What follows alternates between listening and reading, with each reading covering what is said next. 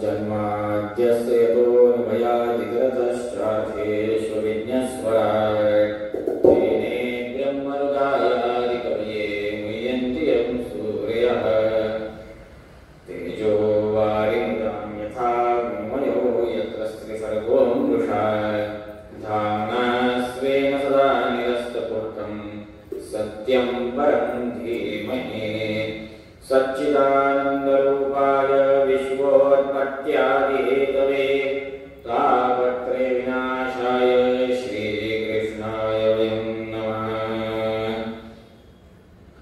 आपदामपहर्तारं दातारं सर्वसम्पदां लोकाविरामं श्रीरामं भूयो भूयो नमाम्यहम्।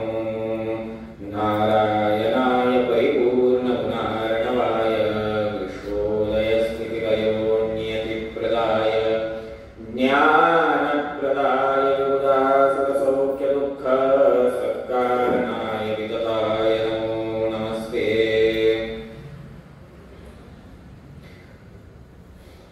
मनोजवं मारुततुल्यवेगं जितेन्द्रियं बुद्धिमतां वरिष्ठं वातात्मजं वानरयूतमुख्यं श्रीरामदूतं शरणं प्रपद्ये। नौमि न्यायसुधारिकृत्ययमुनीं श्रीपादराट्सन्मनीं व्यासार्यान् विविधागमाब्धिविहरान् श्रीवादिराजानपि वन्दे अहं समरान् प्रभुत्तमगुरुन् वैदव्यवारान्निधीन् श्रीसत्यव्रतराघवेन्द्रमिमां सद्बोधसध्यानपान् विद्यायां विबुधाचार्यं वेदज्ञानाभिचन्दिरं दुर्मतध्वान्तमार्ताण्डं सत्यध्यानमुनिं भजे। सत्याविज्ञकराब्जोत्थान् पञ्चाशद्वर्षपूजकान् सत्यप्रमोदतीर्थार्यान् नौमि न्यायसुधारतान् शास्त्रेषु पारदृश्वान् शास्त्रज्ञेषु च वत्सलम् दीनभक्तोद्धारकरं सत्यात्मानं गुरुं भजे। विद्यापीठविधातारं विद्यावारिधिचन्दिरं विद्यार्थिवत्सलं वन्दे महामहिमसद्गुरुम्। आपादमौलिपर्यन्तं गुरूणामाकृतिं स्मरेत् तेन विघ्नाः प्रणश्यन्ति सिद्ध्यन्ति च मनोरथाः। श्रीगुरुभ्यो नमः। हरि ओं। शुभां ध्यायन्ति ये कामान् गुरुदेवप्रसादजान् इतरान् आत्मपापवत्थान् तेषां विद्या भविष्यति। श्रीगुरुभ्यो नमः। हरि ओं हरि ओं हरि ओं। ब्रह्मरुद्रादिवन्द्यं त्वां भजे वेङ्कटनायकं निवारय स्वानिष्टानि साधयेष्टानि माधव। श्रीगुरुभ्यो नमः। हरि ओं हरि ओं हरि ओं। भगवंताचा विवाह प्रसंग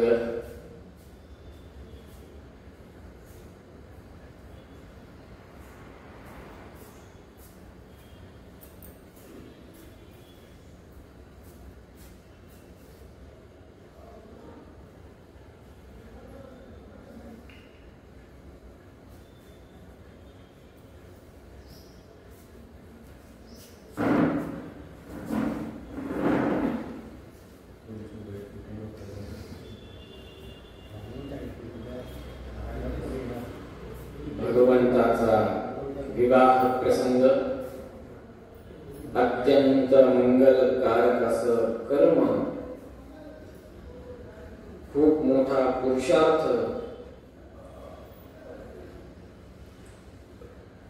विवाह म्हटला की घरामध्ये लगबग असते. विवाह असो, उपनयन संस्कार असो किंवा साधं कोणी भागवत कथा जरी लावली तरी देखील पत्रिका छापणं, पत्रिका वाटणं, स्वयंपाकाची जबाबदारी एखाद्याने घेणं कर्म वाटून दिल्या जातात. एक व्यक्ती सर्व काही करू शकत नाही. भगवंतानं देखील आधीच सांगून दिलं धर्मदेवीच्या प्रसंगाच्या वेळेस की एकटा व्यक्ती काहीही करू शकत नाही. अगदी त्याच पद्धतीनं सहकुटुंब सहपरिवार भगवंत जेव्हा शेषाचलावर राहतात तेव्हा एक सभा घेतात. ज्या पद्धतीने घरामध्ये बैठक होते, एखादा कार्यक्रम असला तर ज्येष्ठ व्यक्ती म्हणतो तू हे काम करायचं, तू फलानं काम करायचं, तू अजून काही काम करायचं, वाटून देतात. अगदी त्या पद्धतीनं भगवंत सहकुटुंब सहपरिवार एकत्र कुटुंबाचं महत्व काय हे दाखवून देतात त्यांच्या प्रत्येक कृतीतून. भगवंत सभा बोलवतात. त्या सभेमध्ये ब्रह्मदेव, रुद्रदेव, इतर सर्व देवता, ऋषीमुनी, ब्राह्मण वर्ग सर्वांना बसवतात. आणि त्या सभेमध्ये बसल्यानंतर भगवंत काय म्हणतात, वशिष्ठं च महाभावं पौरोहित्येन नियोजयत. सगळ्यात पहिले कुलगुरु कोण आहेत? वशिष्ठ आहेत. भगवंतांनी कालच म्हणलं कुलपुरोहितांना फार महत्व आहे. स्वतःच्या कुळाचे पुरोहित कोण हे माहिती पाहिजे. आणि त्याच कुलपुरोहिताच्या मार्गदर्शनाखाली, अध्यक्षतेखाली घरातील 16 संस्कार जे आहेत ते व्हायला पाहिजे. प्रथम प्राधान्य. तुम्ही भले दुसऱ्या विप्राला बोलवा, दुसऱ्या ब्राह्मणाला बोलवा, बोलू नये असं नाही, बोलवा, अवश्य बोलवा, परंतु मान सन्मान प्रथमतः कोणाचा? कुलपुरोहिताचा. कुलपुरोहिताचा मान सन्मान नाही केला, बाकी सगळ्या जगाचा मान सन्मान केला, कार्य पूर्णत्वास जात नाही. भगवंत दाखवून देतोय कुलपुरोहिताचा मर्यादा काय आहे, कुलपुरोहिताचा मान काय आहे. आजकाल कुळच माहित नाही, पुरोहित फार दूरची गोष्ट आहे. असं असल्यामुळे भगवंत वशिष्ठ मुनींना, वशिष्ठ ऋषींना पौरोहित्य करावयास सांगतात. लग्नातील मुहूर्त मेढापासून अर्थात मुहूर्त करण्यापासून ते विवाहाच्या नंतरचे जे काही विधी आहेत त्या होईपर्यंत भगवंत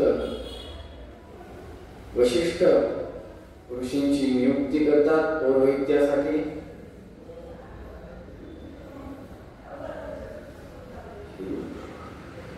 देवानां च ऋषीणां च मानने शंकरं यथा. लग्नामध्ये पाहुणे येतात, स्वागतोत्सुक म्हणून पत्रिकेमध्ये लिहितात स्वागतासाठी कोण कोण इच्छुक आहेत असे लोक.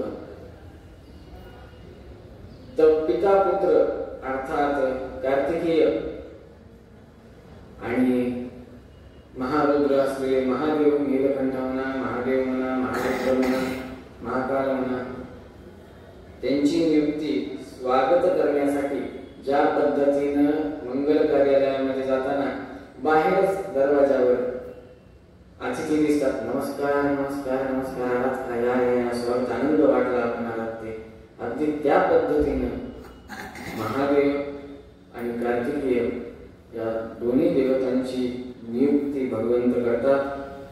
त्यानंतर प्रत्युत्थानेचं मन्मथन. लग्न झाल्यानंतर सर्वांना वाटी लावण्याचा प्रसंग असतो, सर्वांना घरी पोहोचवण्याचा प्रसंग असतो, ज्याला आपण पाठवणी म्हणतो. ती पाठवणी केवळ आजकाल वधूचीच होते, आलेल्या अतिथींची होतच नाही. अतिथी येतात, भोजन करतात, निघून जातात. ही पद्धत नाहीये. विवाह संस्कार कसा पाहिजे, परत एकदा विवाह महोत्सव नसून विवाह संस्कार आहे. एक एक विधी अत्यंत सूक्ष्मतेने करायला पाहिजे. आमचे गुरुजी नेहमी म्हणतात की विवाहामध्ये काय डेकोरेशन केलं, काय ढोल वाजवला, काय नाचला, ह्याच्यापेक्षा काय विधी केला ह्याला जास्त महत्व आहे. आमचे जवळचे स्नेही एक जण आहेत, त्यांचा विवाह कोविड काळामध्ये झाला. प्रथम कोविड, फर्स्ट कोविड मध्ये. तर त्यांनी खूप खेडेगावामध्ये अत्यंत म्हणजे अशा ठिकाणी जिथं जाणंच माणूस कंटाळवाणी करत, अशा ठिकाणी 1.5 एकर टेंट टाकून कोविड मध्ये 108 ब्राह्मणांना फक्त विवाह सूक्ताच्या पठणासाठी नियोजित केले. 108 ब्राह्मण विवाह सूक्त कधी म्हणतात माहिती? सप्तपदीच्या वेळेस. सप्तपदीच्या वेळेस 108 ब्राह्मण फक्त विवाह सूक्ताचं पठण करतात.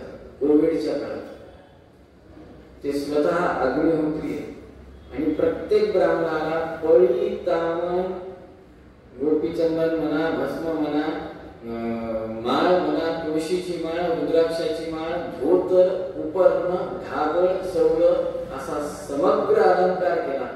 आणि भोजनामध्ये एक स्वीट, एक मिष्टान्न, बाकीचं जे आपण घरामध्ये भोजन करू ते भोजन.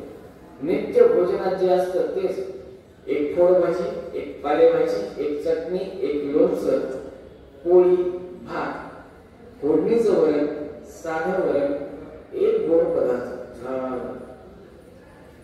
प्रधानता कशाला दिली? प्राधान्य कशाला दिलं? संस्काराला. आपण प्राधान्य कशाला देतो? डेकोरेशनच नाही.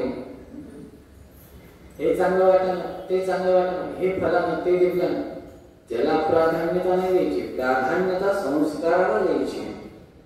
आणि अजून एक, विवाह कार्यामध्ये जे ज्येष्ठ आहेत ते शांततेमध्ये राहतात.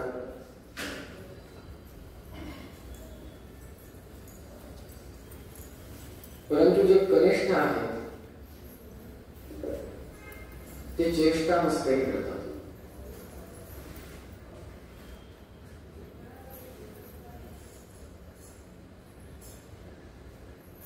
ब्राह्मण जेव्हा विधी सांगत असतात तेव्हा अक्षरा घेऊन वधू वरावर ते टाकतातच, पण त्या ब्राह्मणावरही पडतात, पण त्या मुद्दामून पडतात. मुद्दामून अक्षरा फेकणं आणि अक्षरांरूपी आशीर्वाद देणं याच्यात फरक आहे. जेव्हा अक्षरा पडतात तेव्हा त्या डोक्यावर बसून गालावर, मुखावर पटपट असं जोरजोरात लागतात. ही कुचेष्टा आहे, ही चेष्टा नाही, ही कुचेष्टा.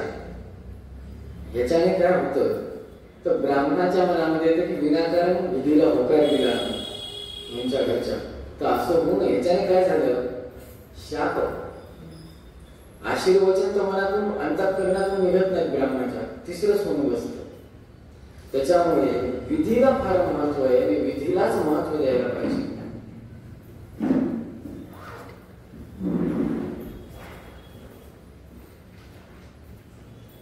विवाहानंतर मार्गी लावण्याचा जो कार्यक्रम असतो नातेवाईकांना, न तू केवळ वधू अपितू आलेले नातेवाईक त्यांना आलेल्या पाहुण्यांच्या पाठवणी करता म्हणून नियुक्त कोणाला केलं? मन्मथ, कामदेवांना.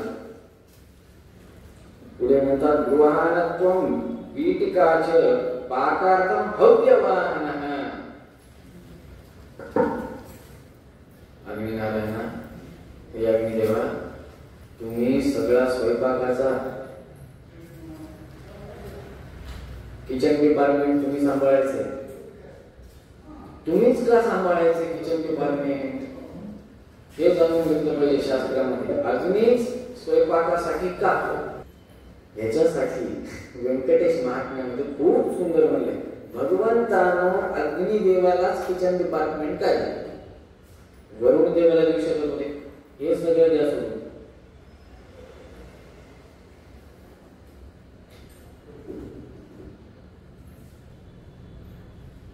पार्वती देवी त्यांनाही देऊ शकत होतं ना.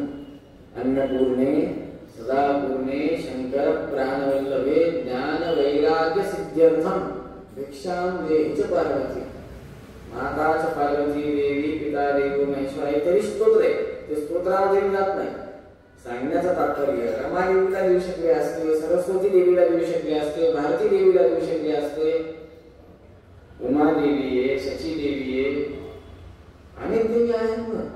पण देताना अग्निदेवालाच का दिलं डिपार्टमेंट? ऋषीनाम सर्व देवानां, नीट आहे का? शास्त्र काय म्हणतं? ऋषीनाम सर्व देवानां तव स्वाधा, तव स्वधा स्वाहा समन्विता, तव स्वधा स्वाहा समन्विता इति शिष्टो यज्ञमूर्ति तथा स्वित्य ब्रवीद्धरिं.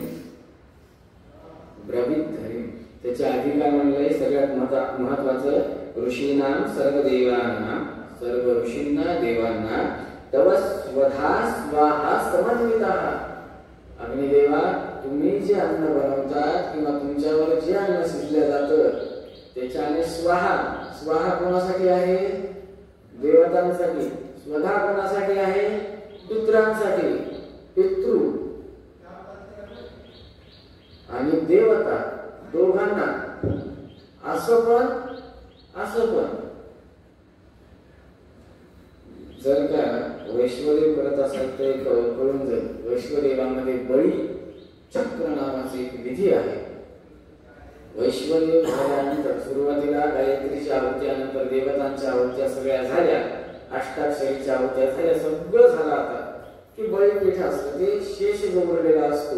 त्याचे दोन भाग असतात. एक अन्नामध्ये परत जातो, मिश्रित होतो. एक जो राहतो तो छतावर नेऊन ठेवायचा असतो. तो कोणासाठी? तो सर्व आपल्या पूर्वजांचा आहे. ते कावळा खातो किंवा ते पक्षी खातात त्यांच्यासाठी. भगवंत काय म्हणतात? ऋषीनाम सर्व देवांना, सर्व देवता आणि सर्व ऋषी तुमचंच अन्न स्वीकार करतात. का करतात? तर तुमच्या वाटेने भगवंतापर्यंत अन्न. इमानदारीने सांगतो बरं, एकमेव अशी विधी आहे. त्याच्यामुळे सनातन हिंदू धर्मामध्ये फक्त आणि फक्त 4च गोष्टींना उपासना करण्यास सांगितलेली आहे. 4च गोष्टी, 5वी गोष्ट नाहीये. नीट श्रवण करा. पहिली गोष्ट जी आहे ती सूर्य अंतर्गत गायत्री, सूर्य अंतर्गत सवितृ नाम परमात्मा. सूर्य उपासना सर्वप्रथम सांगितली. दुसरी उपासना सांगितली प्रतिमा पूजन असो, शाळीग्राम पूजन असो, लिंग पूजन असो, जे काही आपापल्या संप्रदायानुसार आहे ती. तिसरी पूजा सांगितली गोमाता. चौथी पूजा सांगितली महानदी. आणि 5वी पूजा सांगितली अग्नि उपासना. 6वी पूजाच नाही. 6वी पूजाच नाही. अख्ख्या सनातन हिंदू धर्मामध्ये या 5च पूजा आहेत ज्याच्यावर समग्र हिंदू धर्म चालतो. भगवंताला नैवेद्य दाखवला तर त्याच्यातला फक्त अर्थ घेतो भगवंत, पण घेताना तरी दिसतो का अर्थ? ज्या पद्धतीने आपण चमचाच्या गुलाबजामुन मध्ये टाकतो आणि ते चमचा तोंडाला लावून तो गुलाबजामुन आपण खातो, त्या पद्धतीनं भगवंत भोजन करत आहे हे दिसतं का? नाही दिसत. मग वैश्वदेव करताना आहुत्या त्याच्यामध्ये समन्वित होतात ना, अग्नीमध्ये एकजीव होतात. त्याचा अंगारा होताना दिसतो. सकल देवतांना शक्ती प्रदान कुठून होते? यज्ञ कार्यातून. अग्नि उपासना प्रचंड महत्वाची आहे. अग्नि उपासना ज्यांच्या घरात वास्तुशांती करताना पहिले घरातल्या लक्ष्मीला अग्नी प्रज्वलित करायला लावतात का नाही? आग्नेय कोणामध्ये खालची सगळ्या प्रतिमा ठेवतात. का ठेवतात हे कधी कोणी विचार केलाच नाही. आग्नेय कोणामध्ये एक छोटासा घर बांधणारा मिस्त्री बुद्धिमान असते, पण घरात राहणारा माणूस नसतोय. मिस्त्री स्वतः म्हणते साहब वो आपके यहाँ करते ना पूजा की अवसर उधर लगता हो ये कोने में दक्षिण और पूरब के बीच में जो है ना एरिया, वहां पे वो हम गड्ढा रखते थे. तो एवढा बुद्धिमान आहे, पण आपल्यालाच माहित नाही ते का करतात. त्या विचाराला एवढं तरी माहिती की खड्डा करून तिथे ठेवतात. जर का त्याला तेवढं माहित आहे तर आपल्याला केवढं माहिती पाहिजे त्या घरात राहणाऱ्याला. त्याचं कारण म्हणजे आग्नेय दिशेला अग्नी प्रज्वलित होतो आणि त्या अग्नीमध्ये अनेक देवतांचं सन्निधान असतं. कारण की त्या अग्नीच्या मार्फत प्रजापती, इंद्र इत्यादी सकल देवतांना आहुत्या जातात आणि त्याच ठिकाणी वैश्वदेव तिथे अन्न शिजल्या जातं. भगवंत काय म्हणतात? ऋषीनाम सर्व देवानाम तव स्वधा स्वाहा समन्वितः. भगवंत स्वतः देवाला म्हणतो तुम्ही तुमच्यामुळे सकल देवतांना भोजन जातं. कसं जातं? स्वाहा आणि स्वधा. पितृदेवता पण देवता पण. आणि हे असं झालेलं अन्न बघा, परशुक्ल त्रयांना आधी हे नैवेद्य, नंतर काय? वैश्वदेवानंतर व्यक्ती किंवा खालच्या क्रमात जर का कोणी घरात असेल दातरमधले देवता त्यांना आधी का नाही कधी विचार केला? आधी का त्याचा श्लोक इथे दिलाय ना, ऋषीणाम सर्व देवानां तव स्वतः स्वहा समन्वितः. तुमचं जे अन्न आहे ते कसं पाहिजे? स्वहा आणि स्वतः झालेलं पाहिजे. ते कधी होणार? स्वहा सगळ्यात पहिले होणार वैश्वदेवाने, त्याच्यानंतर होणार स्वतः. राहिलेलं बळपीठ कुठे जाणार? छतावर पितृंना. आणि हे असं अन्न पुढे चालून ऋषी मुनी देवता जे काही आहेत तारतम्य पक्षातले त्यांना नैवेद्य दिला तरच ते ग्रहण करतात. म्हणून शुद्ध सोहळ्यामध्ये बघा, लाकडामध्ये अग्नीमध्ये पुणे परशुराम, स्वयंपाक्यामध्ये लक्ष्मी देवी, अनेक त्याची पद्धती आहेत. जर का शुद्ध सोहळ्यामध्ये भोजन असेल तर हंसरूपी परमात्म्याचा प्रसाद म्हणून तो ग्रहण करायला पाहिजे. साक्षात भगवंताचा अन्न आहे. परम अन्न का म्हणतात? ते या गोष्टीमुळे म्हणतात. साक्षात भगवंताला ते जातं. कसं जातं? अग्नीतून जातं. हे आपण विचारच करत आहे. त्याच्यामुळे आग्नेय दिशेला स्वयंपाक घरामध्ये खालची एवढा हातभर खड्डा करून त्याच्यामध्ये सगळ्या प्रतिमा ठेवून त्याच्यावर सिमेंट इत्यादी लावतो. भगवंताने सांगितलं अग्नीला तुम्ही स्वयंपाक करा, बाबा काही करायचं नाही, तुम्हीच स्वयंपाक करा, बाकी कोणाला घुसूच देऊ नका. तेव्हा सर्व ऋषीमुनींनी अजून आपले जे काही काम आहेत ते विचारले. तेव्हा भगवंत म्हणतात ततस्स प्राह वरुणं जलार्थं सर्वदेहिनां. आता स्वयंपाक करायचा म्हणल्यावर विदाऊट पाणी नाही जमत, पाणी लागतं. जलमंत्री तुम्ही सगळं बघून घ्या, वरुण देवता पाण्याची सोय. ठीक आहे म्हणे. आता लग्न म्हणलं कोणाचं चांगलं होत असतं तर बरोबर कालाय तस्मै नमः. नियमच तेवढा दांडका आहे. काय सांगावं? कालाय तस्मै नमः. युगे युगे कलियुगे. कोणाचं चांगलं होत असतं तर बरोबरच नाही. लग्न जुळलं, त्यांची त्यांचा मुलगा काय दिसला होता पांढरपरीवर. तो बिचारा कधी काही खात नाही, काही नाही, पण फक्त एक कळ होते नाही. कालच त्यांचे मित्र मला दिसले होते, त्यांचे मित्र दिसले होते. कुठे नाही समोर. आता मित्र दिसले म्हणजे मित्र बघा, मित्रावरनं संगत फार महत्वाची. संगतीवरनं मनुष्य कळतो. संगत कशी, सात्विक आहे, राजसिक आहे का तामसिक आहे. लोक कळ लावणारे खूप असतात. त्याच्यामुळे दुष्टानां दंडने राजशिष्टानां परिपालने यमस कल्याण मास सुगंधे वायुमादिशत. भगवंताने यमधर्मराजाला बोलवलं. कोणी काही कष्ट देऊ लागले, त्रास करू लागले तर त्यांचा कार्यक्रम, त्यांचं नियोजन तुम्ही तिकडच्या तिकडेच उरकून टाकायचं. इकडे विचारायचं पण नाही काय करायचं ते तुम्ही तुमचं बघून घ्या. वायुदेवाने सांगितलं. असं त्या काळामध्ये फॉग, डिओ काही नव्हतं, परफ्यूम काही नव्हतं, अत्तर पण नव्हते. प्राय अत्तर असले तर असतील ते सांगता येत नाही, पण शुद्ध अत्तरचं म्हणणं फार अवघड आहे. वायुदेवाने सांगितलं बघा तुमची जबाबदारी, झाडावर जे फुलं इत्यादी आलेले त्यांचं सगळं सुगंध तुम्ही सगळीकडे पसरायचा. म्हणजे खर्चात बचत. बघा भगवंत किती चतुर आहे. खर्चामध्ये फार बचत, जास्त खर्च नाही. सर्वत्र सुगंध पसरला पाहिजे. ही जबाबदारी कोणाची? वायुदेवांची. दान धर्म इत्यादी कमतरता पडू नये. कुबेर देवा तुम्ही नियोजन बघून घ्या, डिपार्टमेंट घेऊन टाकलं. आता लग्न म्हणलं लाइटिंग पाहिजे. आजकाल लाइटिंग नुसतं काही होत नाही. मोठा डिस्प्ले लावते संजयाचा. बरोबर आहे ना, डोळेच कामातून गेले त्याच्यामुळे लांबच दिसत ना. त्याच्यामुळे मोठा डिस्प्ले लावावा लागला सगळ्यांसाठी. भगवंत म्हणे आता लाइटिंग तर पाहिजे, नाही तर रात्री सगळं अवघड होईल, कळणार नाही काय चाललंय काय नाही. संध्याकाळचा घोर उन्मुक्त परत. त्याच्यामुळे लाइटिंगची सोय करा. लाइटिंगची सोय चंद्रदेवाने केली.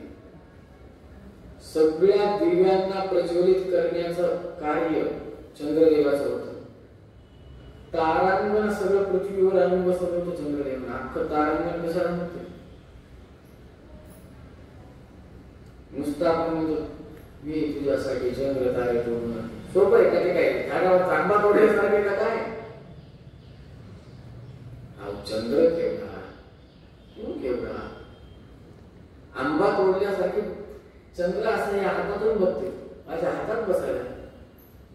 जेव्हा चंद्र तुला हातात उचललं तेव्हा अवघड होईल, कळणार पण नाही. चंद्रदेव ज्यांच्या मस्तकावर धारण आहे त्यांचा आकार केवढा असा विचार करा. जर का कैलासावर रुद्रदेव बसतात, त्या रुद्रदेवाच्या जटांमध्ये चंद्रदेव विराजमान आहे. त्या चंद्रदेवाची कांती इथपर्यंत या पृथ्वी तलावर येते. पौर्णिमेच्या दिवसाचा नशिबानं पौर्णिमा समोरच आहे कोजागिरी. जर का शेतात किंवा कुठे जाण्याचा प्रसंग आला, जर का चुकून आला, जिथं लाईट नाहीये तिथं बघा खाली तुम्हाला तुमची सावली दिसते. चंद्राच्या प्रकाशात सावली. तर ती कांती भगवंताच्या लग्नात होती तर काय लख जगमगाट असेल, काय 24 कॅरेट असेल ते विचार करा. डुप्लिकेट भेसळ वायरिंगचा कार्यक्रम नाही. इथं अर्धवट वायर दिसायले, तिथं अर्धवट वायर दिसायले. आतमध्ये कुठेतरी 3-3 फुटावर एक लाईट लावलं. अख्खं तारांगण पृथ्वीवर सगळे सत्यलोक सत्ययुगात सगळी देवी देवता कलियुगात आम्ही बसवणारा भगवंत. तारांगण बसवायला काय झालं? अख्खं तारांगण बसवलं. आता विवाह म्हणल्यावर भोजन व्यवस्था तर दिली, पण भांडी कुठून आणणार? स्वयंपाकाला दिलं कॉन्ट्रॅक्ट, स्वयंपाक आमदार मला भांडी पाहिजे. भांड्यांचं कॉन्ट्रॅक्ट ते दिलं नवग्रहांना. द्रोण तयार करणं, भांडी तयार करणं, पत्रावळी तयार करणं, सगळं कॉन्ट्रॅक्ट नवग्रहांकडे दिलं. आता त्याच्यात जेवणार लोक. जेवल्यानंतर स्वच्छता अभियान कोणाकडे? अष्टवसूंकडे स्वच्छता अभियान दिलं. सगळे कार्य वाटून टाकले. आता ब्रह्मदेव म्हणतात ब्रह्मवाच मज्जनम कुरु गोविंद मंगलम मधुसूदन. भगवंत आता खूप काम झाले, आता एक काम करा, झटकी पण एकदाच मंगल स्नान करून टाका म्हणजे पुढची विधी करायला मोकळं होतं. असं म्हटल्या क्षणी परत नटसम्राट भगवंत जीव जोरात रडायला लागतात. त्याची काही सीमाच नसते. विचारतात सगळेजण. रुद्र शंकर उवाच किमर्थं रोदतं तात किं ते कार्यं विडंबनं. आजोबा, तात म्हणजे आजोबा. आजोबा कसं काय? वडील कोण शंकराचे? ब्रह्मदेव. ब्रह्मदेवाचे वडील भगवंत. या हिशोबाने किमर्थं रोदते तात, भगवंता का रडतात? काय झालं? काही चुकलं का? काही चुकलं नाही. आई नाही, वडील नाही, कोणीच नाही. मला आंघोळ घालणार. स्नान मंगल स्नान घालण्याचा अधिकार ज्येष्ठांचा किंवा समवयस्क असलेल्या धर्मपत्नी घालू शकतात. समानतेमध्ये धर्मपत्नी बघा, पाडव्याच्या दिवशी ओवाळतो पत्नी, पुत्रास माता, कनिष्ठांना माता ओवाळते. पण कनिष्ठ कधी ज्येष्ठांना स्नान घालताना बघितले? कुठल्या तरी प्रसंगात. शेवटचाच प्रसंग येते तोपर्यंत नाही. राजा नाही, माझ्या तरी ऐकण्यात नाही, बघण्यात नाही. शेवटचं स्नान काय ते एकदाच होऊन जातं. तेवढंच कनिष्ठांकडनं होतं. बाकी सगळं ज्येष्ठांकडनं आशीर्वाद स्वरूपामध्ये हे सगळं होतं. ओवाळणं, स्नान घालणं इत्यादी ज्येष्ठ करतात. भगवंत रडत असतात तेव्हा ब्रह्मदेव म्हणतात सूर्यदेवा लवकरात लवकर जावा, कोल्हापूरमध्ये जावा, आमच्या आई साहेबा सांगून बसवायचं नाही तर भगवंत परत रडत राहतील. सगळं कार्यक्रम वेगळाच बसवत. कसं असते, काहीतरी चांगलं चालू असलं की काहीतरी अशी चिमटा असा हळूच काढते. खोडकरपणा जे म्हणतो लग्नात जे चालते ना असे मजाक, तसा हळूच चिमटा काढते. पण ती चिमटा इतक्या जोरात होते, काळं होते माणूस आणि चेहरा असा लाल गुंतपूर्ण डागाने बघत असते किंवा रडत असते. चांगलं चालू असलेल्या कार्यक्रमामध्ये काहीतरी असं विचित्र पराक्रम. तसाच भगवंतानच केला ते सगळं. आता पराक्रम न कोणी चिंता काढला ना काही केलं, फक्त ब्रह्मदेव एवढंच म्हणले, तेच काही चिंता मज्जनम गुरु गोविंद मंगलम मधुसूदन एवढंच म्हणले. भगवंत राहायला लक्ष्मी देवीला बोलवतात. लक्ष्मी देवी येते. देवी म्हणते कशाला विवाह करायला दुसरा. तेव्हा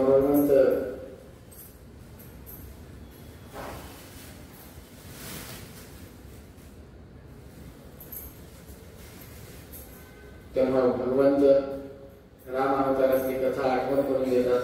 वेदवती मातेची सगळं सांगतात, आठवण करून देतात. आठवण झाल्यानंतर जेव्हा भगवंत लक्ष्मी देवीला बघतात तेव्हा 2 मुहूर्त आलिंगन देतात. नंतर भगवंत सर्व बघा परत एकदा ज्येष्ठांना मान का द्यायचा. भगवान उवाच अनुज्ञां देहि मे ब्राह्मण मज्जनार्थं महामुने. सगळ्या ऋषीमुनींना देवतांना हात जोडून आज्ञा आहे का हो, मी मंगल स्नान करू का विचारताय. विचारल्यानंतर सगळ्यांनी होकार दिल्यावर भगवंत रत्नजडित अशा सिंहासनावर विराजमान होतात. विराजमान झाल्यावर भगवंताला ओवाळलं जातं. भगवंताला सुवर्ण पात्रामध्ये आणलेलं तेल लक्ष्मी देवी लावते. नंतर उठणं लावतात, स्नान घालतात. स्नान इत्यादी झाल्यानंतर सरस्वती देवी महादिव्य वस्त्र आणतात. वस्त्र आणल्यानंतर ते वस्त्र सरस्वती देवी लक्ष्मी देवीच्या हातात देतात. लक्ष्मी देवी भगवंताला समर्पित करतात. पार्वती देवी दशांग आणतात. दशांग कशासाठी वापरतात, धूप. भगवंताला दुर्गंध यायला म्हणून धूप दाखवायचा ना. दुर्गंध आपल्याला येतो, दुर्गंधी आपण आहोत. दुर्गंध येत नाही, आपलाच दुर्गंध मनुष्याच्या देहाचा. गंधवती पृथ्वी, त्याच्यामध्ये आपण पण येतो. गंध मृत झाल्यावर राहिलं काय, बाजूला मुंग्या मारण्याची ती लक्ष्मण रेषा लावली असती मृतदेहाच्या बाजूला. तर दुर्गंध आपला का भगवंताचा? आपला. ही अवस्था आहे मृतदेहाची, या देहाची, न तू मृताची, आपली तू देहाची पण. असं असताना दशांग कशाला देवाला, धूप कशाला दाखवायचा? अभिषेकानंतर भगवंताचे केस वाढवण्यासाठी म्हणून आधीच्या काळामध्ये धूप, त्याच्यामध्ये सुगंधी दशांग आणि ते केसांच्या खालती फिरवायचे. कशाला? केस वाढावेत म्हणून. आजकाल खूप कमी ठिकाणात वापरतात, पण वापरतात काही जुन्या घरांमध्ये. बघितलं असेल तर कधी एक गोल लाटी असते, त्याला लांब दांडा असतो, त्याच्यावर जाळी असते. त्या जाळीच्या आतमध्ये निखारे असतात, त्याच्यामध्ये सुगंधित कापूर इत्यादी काहीतरी टाकतात किंवा दशांग असेल तर दशांग टाकतात आणि ते त्याच्याने केस वाढवतात. दशांग कशासाठी? आणि दशांग पार्वती मातेनेच काढला. दशांग 10 वनस्पतींनी युक्त. वनस्पती कुठे तयार होतात? हिमालयामध्ये, जडीबुटी. आणि हिमालयाची कन्या कोण आहे? पार्वती. आमच्याकडे दशांग चांगल्या क्वालिटीचा भेटतो, त्याच्यामुळे मी आणला. दशांग कोणाला दिला? लक्ष्मी देवीला दिला. लक्ष्मी देवीने भगवंताचे केस वाढवले. रती देवी व शची देवी हे सर्व प्रोसेस चालू असताना, सेवा चालू असताना चामर सेवा करतात. सावित्री देवी सुवर्ण आरसा आणतात, लक्ष्मी देवीच्या हातात देतात. लक्ष्मी देवी भगवंताच्या मुखासमोर करतात. गंगा देवी सुवर्ण पादुका आणतात, पादुका लक्ष्मी देवीच्या हातात देतात. लक्ष्मी देवी भगवंताला पादुका परिधान करते. शेवटी लक्ष्मी देवी भगवंताला कुंकाचा टिळा लावतात. आता याच्यामध्ये तुम्ही जर का नीट नोटीस केलं तर कळतं, प्रत्येक गोष्ट कोणाच्या हातात देत होते का? अधिकार त्यांचाच आहे. त्याच्यामुळे कुठलीही गोष्ट भगवंताला समर्पण करायची असेल तर शंख स्पर्श करून करायची, हे याच्यातून कळतं. शंखामध्ये लक्ष्मी देवीचा वास खूप जास्त. किंवा शिंपल्याला तरी स्पर्श करा, दोघांत शंका नाही तर शिंपले.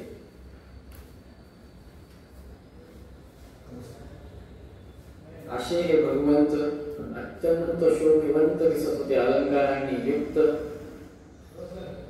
तेव्हा वशिष्ठ मुनी विचारतात, कुलदेवम अपृच्छत तत्र वशिष्ठो वसुधाधिप. वशिष्ठ ऋषी म्हणतात, भगवंता तुमचं कुलदैवत कोणतं आहे हो, त्याला सांगा तरी. राम अवतारामध्ये साक्षात श्रीराम समेत सीताच कुलदैवत होतं, जे आपण आज दर्शन घेतो. श्रीमन मूल रामचंद्र मूल सीतादेवी हेच कुलदैवत त्रेतायुगात होतं. आता कोणतं इथे सांगा ना देवा कलियुगामध्ये. भगवंत म्हणतात, श्री भगवान उवाच, वशिष्ठं मम कल्याणी कुलदेवी शमी स्मृता. ममापि पांडवानां च नाटकार्य विचारणा. माझं कुलदेवी काय आहे? शमी वृक्ष आहे. न तू माझं, फक्त माझंच नाही पांडवांचं पण तेच आहे, त्याच्यावर काही विचारण्याची गरज नाही पडत, त्याच्यावर संदेह करू नका. तेच माझं कुलदेव आहे, तेच माझी कुलदेवी आहे, तेच माझं कुलस्वामिनी आहे. तुम्ही आता काय करताय? देव प्रतिष्ठापना फार महत्वाची. आजकाल खूप लोक करतात न करतात. अनेक लोक इष्ट देवता, कुलदेवता, ग्रामदेवता अशा 3 देवता असतात. संकल्पामध्ये पूजेच्या इष्ट देवता भगवान, कुलदेवता भगवान, ग्रामदेवता भगवान, स्थानदेवता भगवान, वास्तुदेवता भगवान, आदित्य नमः देवता भगवान, सर्वेभ्यो देवेभ्यो नमः, सर्वेभ्यो ब्राह्मणेभ्यो नमः, एकल कर्म प्रधान देवता भ्यो नमः, अभिघ्नमस्तु. एवढं म्हणतात, निर्विघ्नमस्तु. सगळ्या दुनियेच्या देवांची पूजा करायला पण कुलदेवताची पूजा करणं, असे अनेक जण आहेत. सगळ्या दुनियेच्या देवाची पूजा करायची. प्रत्येक तीर्थावर गेले की काही ना काहीतरी प्रतिमा उचलून घरामध्ये आणून त्याचं म्युझियम करायचं देवघराचं पाड. पण कुलदेवतेला काही गुंतूनही बघायचं नाही, असा फटका वस्तू नंतर कळत नाही.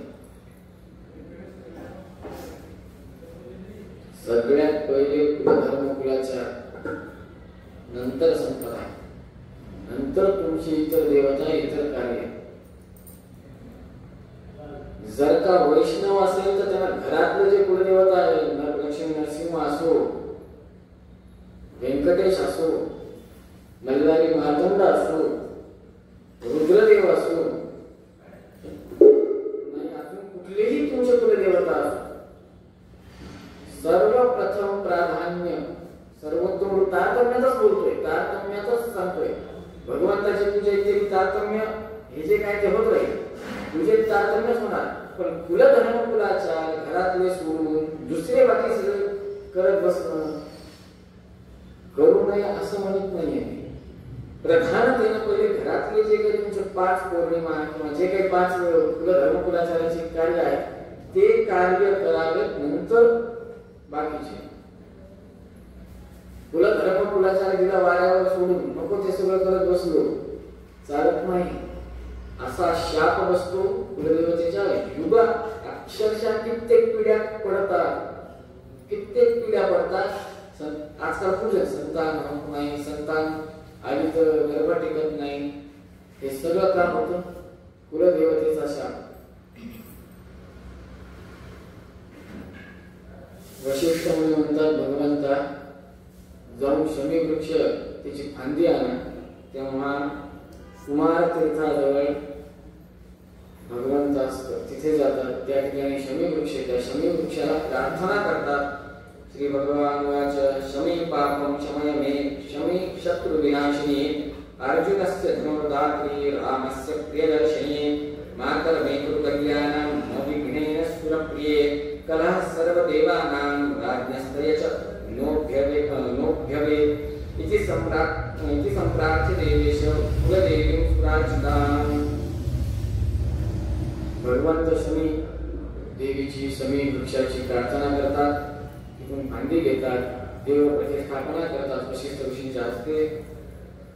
तितक्यात नारद मुनी म्हणतात सगळ्या दुनियेला पत्रिका दिली, पण ज्यांनी तुम्हाला राहायला जागा दिली त्यांनाच दिली नाही.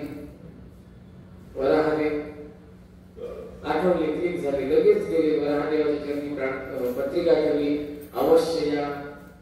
तेव्हा वराहदेव म्हणतात श्री वराहवाच ममस्थाने महाराज बकुळां विद्यमे सखीं. माझ्या जागी कोण आहे ना, बकुळा देवी तुमच्या सोबत, ती आहे म्हणजे मी आहे सोबत, चिंता करू नका. ब्रह्मदेव म्हणतात भगवंता देव प्रतिष्ठापना झाली, देवांची पूजा झाली, सगळं झालं. ब्राह्मणांच्या भोजनाचं दक्षिणेचं काहीतरी बघा, खाली हाताने सोडू नये. भगवंत म्हणतात माझ्याजवळ धन. भगवंत समस्त संपत्तीचा पती, लक्ष्मी ज्यांची पत्नी आहे असा तो भगवंत माझ्याजवळ धन नाही. तेव्हा महादेव म्हणतात नीलकंठ उवाच विवाह करणे देव तथा भवन कर्मणी प्रारब्धस्यांत पर्यंत यो हि यत्नं समाचरेत. भगवंता काही चिंता करण्याची गरज नाही, कर्ज घेऊ शकता का? लग्नासाठी सिद्ध विषय, लग्नासाठी कर्ज काढणं चुकीचं नाही, घरासाठी कर्ज काढणं चुकीचं नाही, बाकीच्या सगळ्या कामासाठी कर्ज काढू नये. निदान या दोन कामासाठी काढले तरी चालतं, काही अडचण नाही. त्याच्यामुळे आता सोनं जास्त महाग झालं तरी चिंता करण्याची गरज नाही. शास्त्राने कर्ज काढण्याची अनुमती दिलेली आहे. तर एक जाऊ नाही दोन जाऊ, चिंता करू नका. भगवंत म्हणतात भर सभेमध्ये असं बोलू नये. रुद्रदेव म्हणतात मी भर सभेत असं का बोलला कर्ज काढावं. तेव्हा भगवंत एकांते स्वामी तीर्थस्य पश्चिमे अश्वत्थ सन्निधौ दत्तो वाच धनेशानं श्रीनिवासं सदांगती. तिरुपतीला जर का गेला असाल तर वराहदेव, त्या वराह देवाच्या मंदिराच्या मागे पिंपळाचं मोठं झाड आहे, प्रचंड मोठं झाड आहे. तिथे जर का थांबलात तर तुम्ही पश्चिम दिशेकडे बघतात. जर का त्या वृक्षाकडे जर का बघत राहिलात म्हणजे मंदिराचा कळस, त्या कळसाकडे पाठ, वराह देवाच्या कळसाकडे पाठ आणि तुमचं मुख समोरच्या दिशेला. मठाकडे जातानाचा रस्ता N5 नावाचं गेट आहे, त्या गेटकडे तुमचं मुख पाहिजे. तिकडे जर का मुख असेल तर तुम्ही पश्चिम दिशेकडे बघताय आणि समोर अश्वत्थ वृक्ष आहे, अजून मोठं वृक्ष आहे, त्याला कट्टा केलाय, असा मोठा कठडा इत्यादी केलेला आहे. आणि त्या वृक्षाच्या समोर पुष्करणी तीर्थ आणि त्या वृक्षाच्या खाली भगवंत कुबेर देवाला बोलवतात, म्हणतात मला धन पाहिजे. तेव्हा भगवंत म्हणतो क्षमा करा, तेव्हा कुबेर देव म्हणतात कुबेर उवाच नियोजितेन भवतां रक्षितां त्वद्धनं मया. भगवंत तुम्हीच तर माझी नियुक्ती केली तुमचं धन सांभाळायला, आम्ही तुम्हाला नाही कशाला म्हणू, तुमचंच धन आहे, तुम्ही घ्या किती पाहिजे, मला काय, आम्ही फक्त सांभाळण्याचे, आम्ही फक्त सेवक आहोत, मला तुम्ही घ्या काय घ्यायचं ते. भगवंत म्हणतात तसं नाही. परत पहिला दिवस दुसरा दिवस आठवा. ज्या युगात, ज्या काळात, ज्या कुळात, ज्या वेळेत, ज्या वर्णात तुम्ही जन्माला येईल त्यानुसार मला राहायचं. कलियुगामध्ये आले, कलियुगाच्या नियमानुसार मला राहायचंय, त्यामुळे त्या नियमानुसार मला धन द्या. कुबेर देव म्हणतात की लिखापडी करून पाहिजे का तुम्हाला? हो म्हणतात भगवंत. तेव्हा ब्रह्मदेव स्वतः लिखापडी करायला बसतात. बँकेमध्ये गेल्यावर ज्या पद्धतीनं लोन घेताना लिखापडी करावी लागते, 2 जणांचं गॅरंटी कार्ड लागतं, 2 जण साक्षीदार लागतात, ते पण आजकाल 2 जण सरकारी नोकरीची पाहिजे. असं असताना किती कर्ज भेटतंय, भगवंताला कर्ज किती दिलं जातं, तेव्हा ब्रह्मदेव कर्जाचे कागदपत्र लिहितात. श्रीनिवास भगवंत वरच्या बाजूला, कर्ज घेणारा त्याच्या खाली कुबेर देवता, कर्ज देणारा. पुढे अख्ख सविस्तर लिहितात कुबेराद्वारे वैशाख शुद्ध सप्तमी विलंबी नाव संवत्सर वार मंगळवार रामचंद्रांच्या काळातील रामराज्यातील अर्थात रामटंक ज्याला म्हणतात 14 लाख सुवर्ण मुद्रा श्रीनिवासास देण्यात येत आहेत. फुल स्टॉप. Second passage. खालच्या पॅसेज मध्ये या सुवर्ण मुद्रा कर्ज स्वरूपात देण्यात येत असलेल्या 14 लाख राममुद्रा रामनाणी श्रीनिवास परमात्मा विवाहानंतर 1000 वर्ष पूर्ण होण्यापूर्वी व्याजासहित कुबेरास देतील. रामटंक काय सांगतो, जर का काही योग लागला तर बळजबरी नाही. महास्वामी महाराज दिवाळीला तिरुपतीला शक्यतो राहतात. शक्यतो 99% 98-99% तिरुपतीमध्ये असतात. जर का कधी गेला तर लक्ष्मी पूजन एकदा श्रीमठातलं बघा, त्याच्यामध्ये रामरायाच्या काळातील सोन्याची नाणी आहेत, त्याला रामटंक म्हणतात. तसे किती दिले? 14 लाख. अंगठ्यापेक्षा त्या आहेत अशी योगाने सोन्याची. आता लिखापडी झाली, सह्या करायच्या. साक्षीदार कोण कोण? ब्रह्मदेव. 3 साक्षीदार आहेत. एक ब्रह्मदेव, दुसरे रुद्रदेव आणि तिसरे साक्षात अश्वत्थ वृक्ष. आजही अश्वत्थ वृक्ष त्या ठिकाणी स्थिर आहे. अनेक लोक तिथे जातात, नमस्कार करतात, संतांवर काटा येतात, कर्ज कमी करा भगवंता म्हणून तिथे प्रार्थना करतात. अनेक जणांनी काहीतरी लोन घेतलेलं असतं प्रत्येकाने, तिथे जाऊन विशेष प्रदक्षिणा करतात अश्वत्थाला. भगवंत कर्ज घेतात, कर्ज घेऊन परत सभागृहात येतात. अग्निदेवाला म्हणतात वाडा सगळ्यांना जेवायला. अग्निदेव म्हणतात भांडेच आले नाहीत आमच्याकडे, पूजन बनवणार कसं? भगवंत म्हणतात जर का आपल्या घरी कार्यक्रम असेल तर आपण असं म्हणतो का? नाही. मग आता सगळे पंक्तीला आता बसले. केवढी पंगत बसली? व्यंकटाचलचे श्रीशैल बसले, अख्खं शेषाचलावर पंगत बसली. ती जागा कमी पडू लागली, एकमेकाला भांडे चुकून बसले. असं असताना आता जेवू काय करायचं? भगवंत म्हणतात जेवढे तीर्थ आहे, पुष्करणी तीर्थ इत्यादी, तिकडे जा, तिकडनं पदार्थांची नावं कुरड्या केल्या, चटण्या केल्या, कशाची कधी सगळं सविस्तृत सांगितलंय. एवढा वेळ नाही सांगायला. कुठला पदार्थ केल्यावर काय ते सगळं वर्णन आहे. परिमळ पदार्थ केले, त्याच्यानंतर तुमचे स्वादोदकाचे पदार्थ केले, अनेक पदार्थ केले. अनेक पदार्थांना अनेक अभिमानी देवता आहेत. सगळं सविस्तृत वर्णन आहे.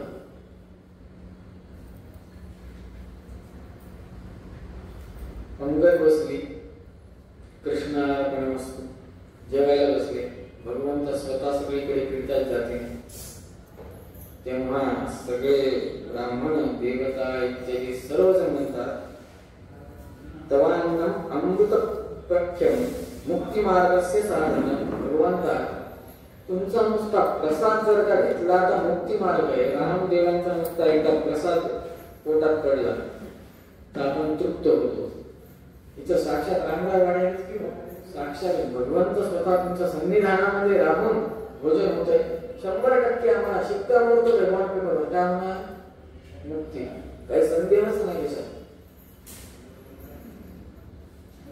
भगवंताला बघत आपण फक्त भगवंताचं भजन ऐकत करतो. यांनी काय केलंय? भगवंताला बघत. पण एवढंच नाही, भगवंतानं प्रत्येकाच्या योग्यतेनुसार काय दिली? दक्षिणा दिली. ब्राह्मण भोजनाची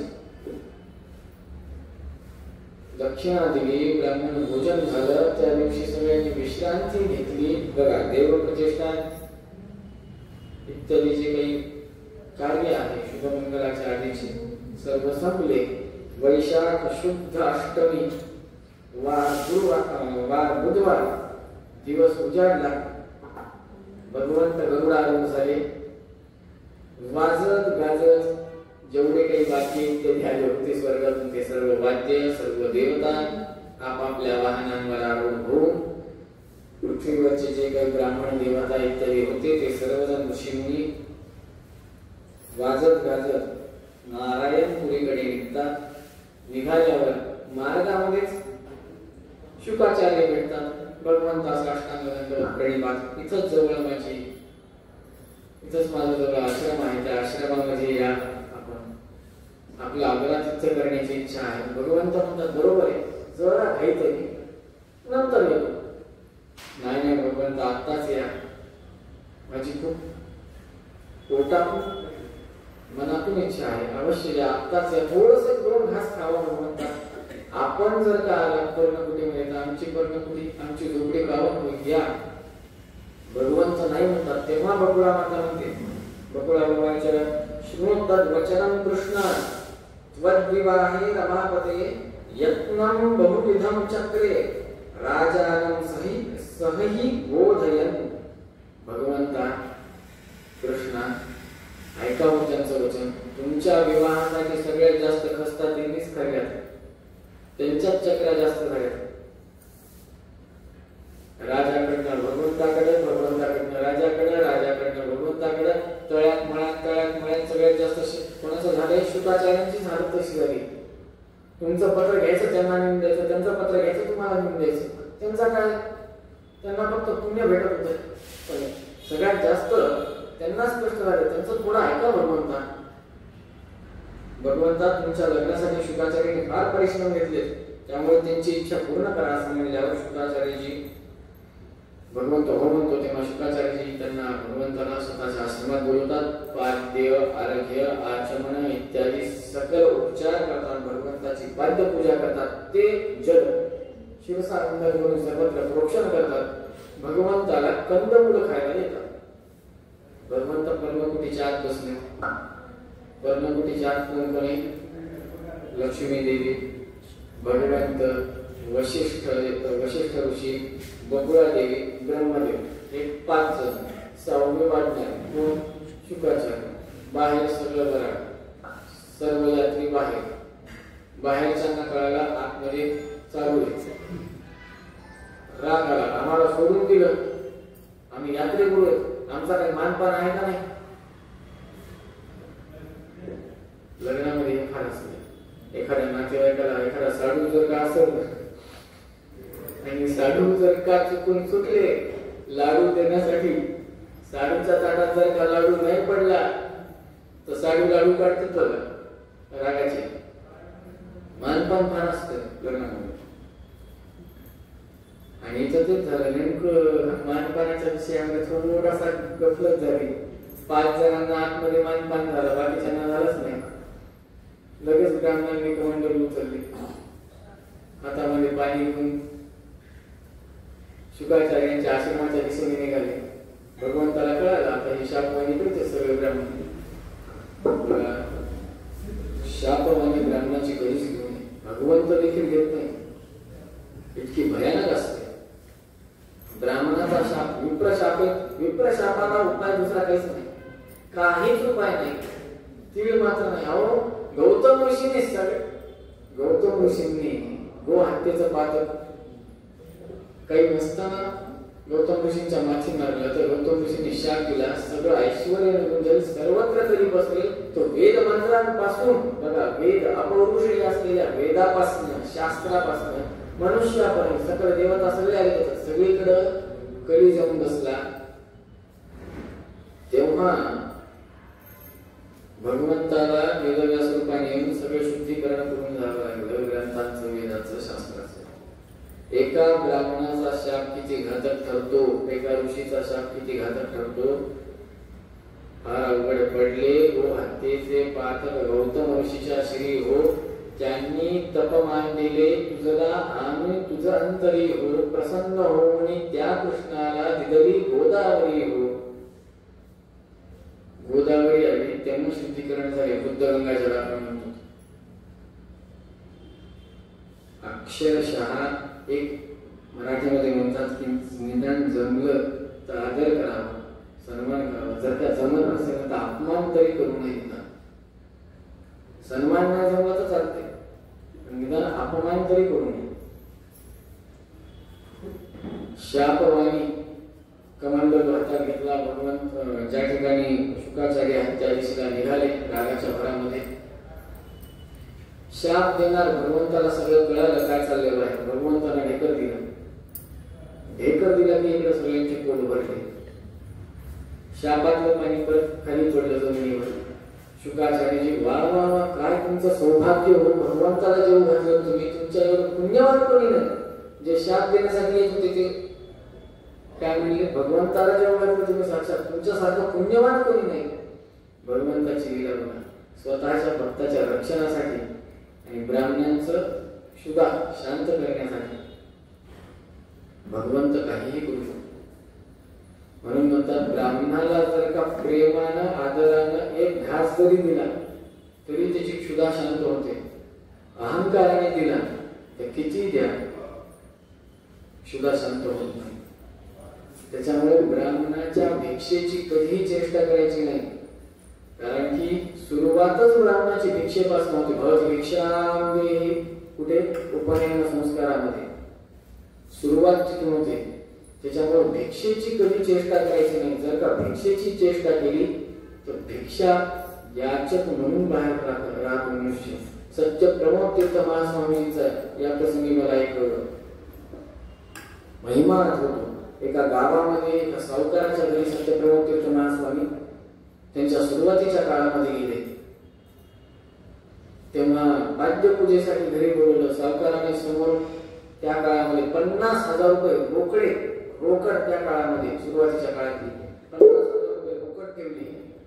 तर स्वामीजी तेव्हा सहज चेष्टा करतात, म्हणतात फक्त 50,000 रुपये काय फक्त.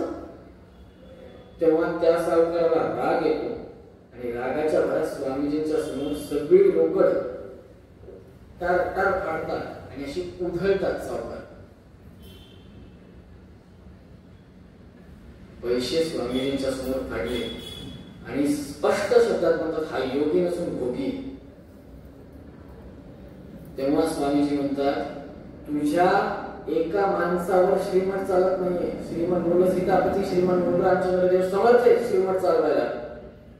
मी चेष्टा केली, तुला माझी चेष्टा कळली नाही. तूही ते असशील, मीही ते आहे. मी पुढच्या वर्षी येईल तेव्हा असंच वैभवात श्रीरामदेवांची पूजा होईल. तेव्हा मीही असेल, समस्त समाजही असेल, तूही असशील. फक्त फरक एवढा असेल, तुझं ऐश्वर्य नसेल, तू भिकेला लागलेला असशील. पुढच्या वर्षी स्वामीजी परत त्या गावामध्ये येतात, पूजा करतात. ज्यांच्या घरी पूजा असते त्या व्यक्तीच्या घराच्या कंपाऊंड वॉलच्या बाहेर तो माणूस भीक मागायला बसलेला असतो.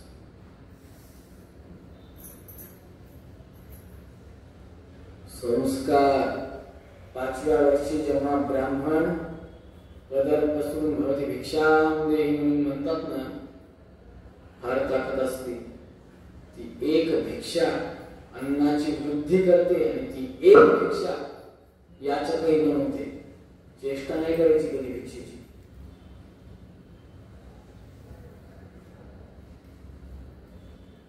भिक्षेची चेष्टा एका व्यक्तीने केली तर ही हालत झाली. त्याच्यामुळे स्वामीजींची भिक्षा होते ना, कोणी बघत नाही, बघू नये, योग्यता नाही. किती घास खातात, काय काय करायचं, किती घास खातात तुम्ही, किती खातात? 32 घास सांगितले पोटभर, यथेष्ट भोगतो ब्रह्मचार्यासारखं खातात. गृहस्थी असे सिद्ध विषय, प्रत्येक जण खातात, कोणी त्याच्यापासून लपू नये. यथेष्ट भोगतो म्हणणारे 6 घास एक भोगत राहतात. विषय कसा आहे की धर्माचरण करायला पाहिजे, नाहीतर ही हालत होते. कधीही यतींचा अपमान, ब्राह्मणांचा अपमान, ऋषी मुनींचा अपमान, देवतांचा अपमान करू नये. त्यांच्या नैवेद्याचा अपमान करू नये. प्रत्येक गोष्टीमध्ये देवतांचं तत्व असतं. भिक्षा स्वीकार करतात, मुक्काम तिथंच टाकतात. म्हणजे की वैशाख शुद्ध अष्टमी बुधवार त्यांच्याकडेच गेला शुकाश्रमात. दुसऱ्या दिवशी सूर्योदय होतो, सगळेजण लगबग पहाटे सगळेजण स्नान करून तयार परत निघण्यासाठी. वर यात्रा सिद्ध झाली. सगळे आपापल्या गाड्यांवर वाहनांवर विराजमान झाले. विराजमान झाल्यावर वैशाख शुद्ध नवमी वार गुरुवार सर्वजण नारायणपूर नगरीच्या दिशेने निघतात. भगवंत गरुडावर आरूढ झालेले आहेत. छत्र चामरादी राजोपचाराने युक्त आहेत. सगळे देवी देवता ऋषीमुनी ब्राह्मण त्यांच्या मागे आहेत. इकडे इंद्रदेव आणि विश्वकर्मा देवता ही आधीच नारायणपुरीमध्ये गेले होते नगर विस्तार करण्यासाठी, सगळी सोय करण्यासाठी. इकडे पद्मावती मातेचं अभ्यंग इत्यादी होतं व आकाश राजा इंद्रदेवा समेत विश्वकर्मा देवता समेत, त्यानंतर तोंडमान राजा समेत व स्वतःच्या मुलासमेत रथावर बसून छत्र चामर इत्यादी धारण करून हे राजे भगवंत ज्या दिशेने येणार आहेत त्या दिशेला राज्याच्या सीमेच्या जवळ जाऊन थांबतात. व तेव्हा भगवंताचं वर यात्रा जी आहे ती दृष्टीस पडते. तेव्हा इंद्रदेव प्रत्येक देवतांची ओळख करून देतात. बघा, हे दिसतात नंदीवर बसून येणारे ते कोण? रुद्र. हत्तीवर बसून येतात, सहस्त्रमुखी हत्ती आहे, त्या हत्तीचं नाव ऐरावत. त्याच्यावर विराजमान झालेले पती पत्नी कोण? शचीदेवी आणि इंद्रदेव. प्रत्येकाची ओळख करून देतात, प्रत्येकाची ओळख करून देतात. आणि शेवटी म्हणतात ते बघा, ते मोठा पक्षी दिसायला ना, त्या गरुडावरची अंबारी दिसली. त्याच्यामध्ये छत्र चामर इत्यादींनी युक्त श्वेत छत्र धारण केलेला अत्यंत प्रखर तेजस्वी असलेले ते जे आहेत ना ते तुमचे होणारे संकल्प. सगळ्या घराण्याची पहिली ओळख करून देते, सगळ्या शेवटी महत्वाच्या माणसाची. बरोबर आहे ना, महत्वाच्या माणसाला पुढे केलंच नाही ना, का पहिले यांची सोय करावी लागेल तर त्याच्याकडे जाता येईल. भगवंत, त्या भगवंताचं दर्शन जेव्हा रथातून होतं तेव्हा रथातून उतरतात आकाश राजा, त्यांचा मुलगा तोंडमान राजा, इंद्रदेव, त्यानंतर विश्वकर्मा, सर्वजण उतरतात आणि भगवंताला पाहिल्या क्षणी जमिनीवर साष्टांग दंडवत प्रेमात करतात. भगवंताचं गरुड उतरल्यानंतर भगवंत गरुडातून उतरतात. गरुडारूढ असलेला परमात्मा गरुडातून उतरतात. उतरल्यानंतर आकाश राजांना म्हणतात, तेव्हा नारद मुनी म्हणतात, भगवंता बघा हे तुमचे सासरे बरं, लांब दाढी असलेले, पिळदार मिशी असलेले, काय सासरे तुमचे, ऐटेडे चिप्पाड हे तुमचे सासरे बरं. तेव्हा भगवंत म्हणतात, आकाश राजा यांच्याशी माझा संबंध जुळत आहे, माझं सौभाग्य आहे. भगवंताचा मोठेपणा, पदोपदी भगवंत मोठेपणा द्यायला, सदोपदी. बघा, कलियुगामध्ये राहायचं असेल नमस्कार तेव्हाच होतो जेव्हा चमत्कार दिसतो, तोपर्यंत नमस्कार होत नाही. चमत्काराला नमस्कार आहे, नमस्काराला चमत्कार नाही. आधी चमत्कार करा नंतर नमस्कार करा असं म्हटल्यामुळे भगवंत पदोपदी सगळ्यांना मोठेपणा द्यायला. चमत्कार दाखवायला, मी सर्वोत्तम असून समोरच्यांना नमस्कार का? कलियुग आहे, काला आहे तस्मै नमः. आकाश राजाला म्हणतात, माझं अहोभाग्य जे तुम्ही आमचे संबंधी होत आहे असं म्हणून आकाश राजाला जो साष्टांग नमस्कार घातलेला त्याला उठवतात, आलिंगन देतात.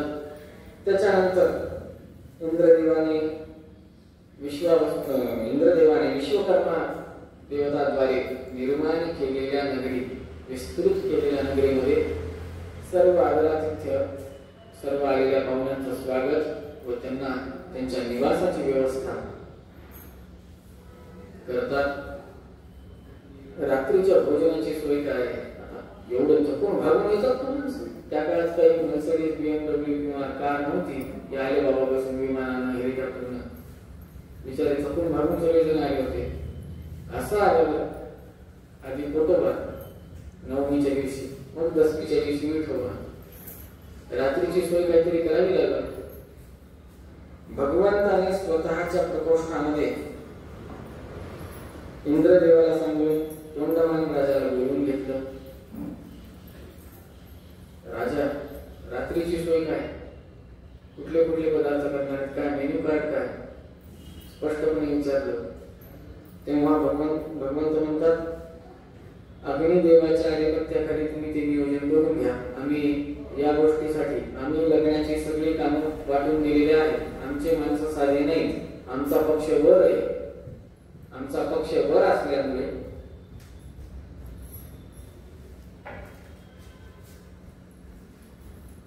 आमचा पक्ष वर आहे. आमचा पक्ष वर पक्ष असल्यामुळे आमच्याकडचे सगळेच माणसं वर चढ आहेत आणि वरचढ माणसांची सोय देखील वरचढच पाहिजे तुला बोलायचं. त्याच्यामुळे आम्ही सगळे आमचे डिपार्टमेंट सगळे नियुक्त करून आलेलो सगळ्या अधिकाऱ्यांना, ते त्यांचं कार्य करतील. तुम्ही त्यांना फक्त मदत करा, बाकी काही करू नका. अग्निदेव आहेत, अग्निदेव स्वयंपाकाची व्यवस्था करतील. कारण की आमच्याकडचे जे माणसं आहेत ते सगळे पिवळ सगळ्यातले, त्यांना दुसऱ्याचं काही चालत नाही. त्याच्यामुळे अग्निदेव सगळ्यात पवित्र आहेत, ते त्यांच्या नियोजनानुसार करतील कशाला करायचं स्वयंपाक.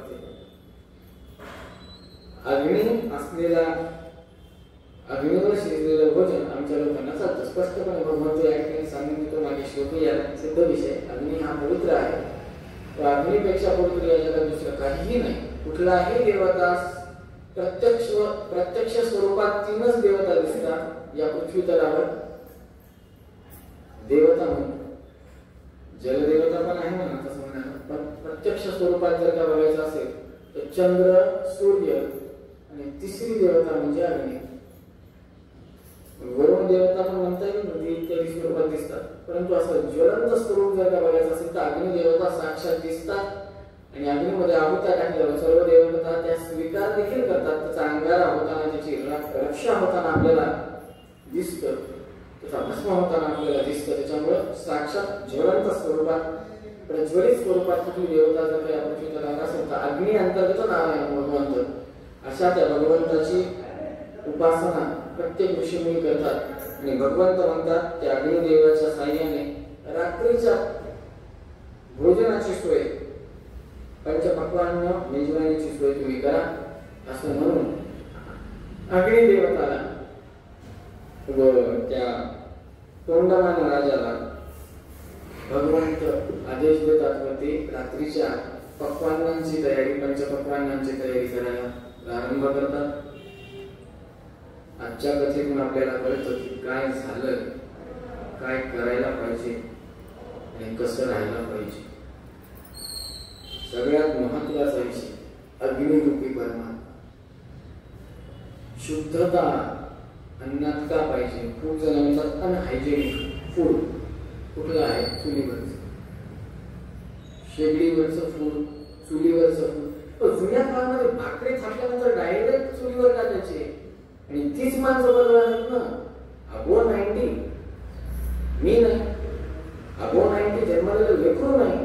अबो 90 कोण आहे? 90+ राहिलेला माणूस कोण आहे? इंदिरा गांधीच्या काळातला, नरेंद्र मोदीच्या काळात नाही, कोणाच्या काळातला? इंदिरा गांधीच्या काळातला, लाल बहादूर शास्त्रींच्या काळातला.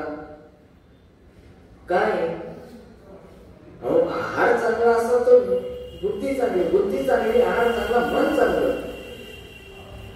बुद्धी, आहार आणि विहार या 3 गोष्टी फार महत्वाच्या आहेत या जगामध्ये जगायचं असेल तर. आणि बुद्धीच जर का खराब झाली तर ती झाली कशातून?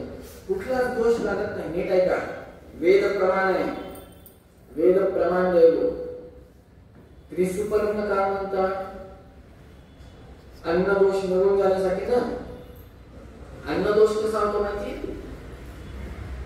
जेव्हा शेतामध्ये सडलेलं गोमूत्र, आता डायरेक्ट युरिया टाकतात, विशेष नाही, सडवू नाही म्हणून. खानाला मेला तरी चालतो, किडे मेले तरी चालतात, काही घेणं नाही. आम्हाला फक्त घेणं धनादेशाशी, बाकी कशाची नाही. हे सिद्ध विषय. युरिया एकही मनुष्य सध्या 100+ जगू शकत नाही. कुठल्याही डॉक्टरांना विचारा, डॉक्टर पण हेच म्हणतील, सगळं काही केमिकल युक्त आहे, शुद्धता कुठेच नाही. जे अन्न खातोय ते 1% देखील शुद्ध नाहीये, त्याच्यात देखील भेसळ आहे. तुम्ही काळी मूठ आणा नाही बासमती आणा, काही आणा, हळकुंड आणलं तरी चालते, ते पण भेसळच आहे, शुद्धता नाहीये. अहो गाय प्लास्टिक खायली, दूध काय चांगलं येणार आहे?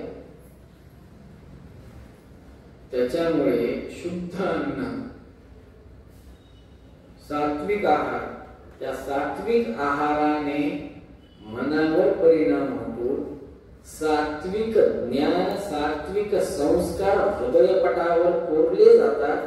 तीच बुद्धी सात्विक बुद्धी होते, ती बुद्धी तैल बुद्धी होते, अर्थात शार्प बुद्धी होते.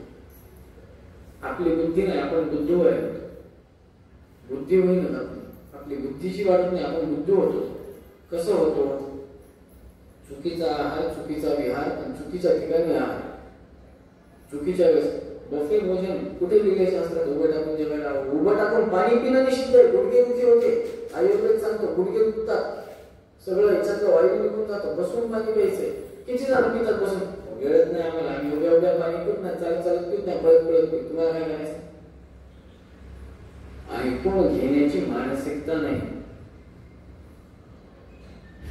अर्ध्या आजारांवर उपाय धर्मशास्त्रात, शास्त्रात सांगितलंय. शास्त्र आयुर्वेदापर्यंत जातच नाही, ग्रंथांतरात बोललं नाही.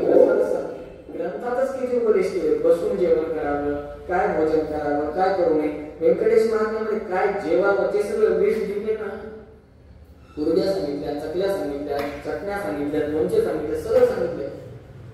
कित्येक जण घरामध्ये जेवताना काय काय घेतात? काही देत नाही. भात वगैरे टाकतात, खातात. चटणी नसते, कोशिंबीर नसते, लोणचं नसतं, त्याला उपस्कर म्हणतात. लोणचं चाटण्याच्या पदार्थाला उपस्कर म्हणतात. चाटण्याचे चाटण द्यायचं नसतं. आपल्याला चाटण ऐकच माहिती. ते काय सर्दी झाली की मध टाकायचं, ज्येष्ठ मध आणि मध सगळे एकत्र करून टाकायचं. ते पण कधी अनारोग्य झाल्यावर. इतर वेळेस शुद्धीत असताना, धडधाकट असताना काही चाटणार नाही मनुष्य. त्याच्यामुळे भोजनाच्या वेळेस काय खावं, काय खाऊ नये, आणि ते प्रत्येक गोष्ट नववी भक्ती, आत्मनिवेदन, कृष्णार्पणम, कृष्णार्पणमस्तु म्हणून नैवेद्य दाखवून घ्यावं. भगवंतानं जे ब्राह्मण भोजन घातलं त्याच्या आधी नैवेद्य दाखवला होता नरसिंहाला. अहो पण नरसिंहाला नैवेद्य दाखवला होता. आपण नैवेद्य दाखवत आम्हाला कशाशी घेणं, आम्ही फक्त दाखवून यथेष्ट भोक्तव्य, यथेष्ट भोक्तव्य झालं की वाढता वाढता वाढे सगळं अनारोग्य खिशामध्ये कधी पडतं. आणि शेवटचा काळ कुठं? दवाखान्यामध्ये. न मंदिरात, न सात्विक चिंतनात, न भगवत सन्निधानात, कुठेच नाही. दान धर्म केला नाही, शेवटी सगळं दान त्या दवाखान्यामध्ये घेऊन देऊन केलं काय? अहो जिवंतपणी रामनाम येणं सोपं आहे, शेवटच्या क्षणी रामनाम येणं हे फार अवघड आहे, फार अवघड आहे. अहो सज्जनांच्या नशिबी येत नाही. गुरुजनांची तर कथाच नको. सज्जनांच्या नशिबी येत नाही, म्हणून कथा आहे त्याची. झालेली कथा आजची जी होती त्याच्यातून आपल्याला बोध कळतो, ज्ञान होतं शास्त्राचं की अग्नी उपासना किती महत्वाची आहे. अग्नीमध्ये स्वहा आणि स्वधा अर्थात वैश्वदेवाचं वर्णन होतं. अग्नीवर झालेले भोजन संस्कार, अन्न संस्कार जे अग्नीवर होतात त्याच्याने अन्न दोष जे आहेत. जेव्हा धान्य वेचून आणतात तेव्हा त्याच्यामध्ये किडे कीटक इत्यादी देखील असतात. जेव्हा ते गळतात तेव्हा त्यांचा मृत्यू होतो. ते अन्न दोष असतं. तसंच आपण शिजवतो चालून. ते दोष परिहार करण्यासाठी वैश्वदेवादी संस्कार, अन्नशुद्धी संस्कार, त्याच्यानंतर त्रिसुपर्ण पठण, त्याच्यानंतर भोजन ही पद्धत आहे. त्यासाठी म्हणून ग्रंथांतरात, ग्रंथाच्या बाहेर सर्वत्र याबद्दल उपनिषदामध्ये अनेक ठिकाणी याचं वर्णन येतं. त्यामुळे जितकं होईल तितकं सात्विक अन्न खावं, जसं होईल तसं खाऊ नये. निदान प्रयत्न करावा, स्वतःपुरतं न करा, निदान देवापुरतं तरी लावा. वैश्वदेव नित्य करा, अग्नि उपासना करा. अग्नि उपासना केल्यानं काय होतं? स्वस्ति श्रद्धा मेधा यशः प्रज्ञा विद्या बुद्धिं श्रियं बलम् आयुष्यं तेजः आरोग्यं देहि मे हव्यवाहन, देहि मे हव्यवाहन. ओम नमो इति एवढं सगळं काही आपल्याला प्राप्त होतं. त्यामुळे अग्नी अंतर्गत नारायणाची उपासना करा. झालेली कथा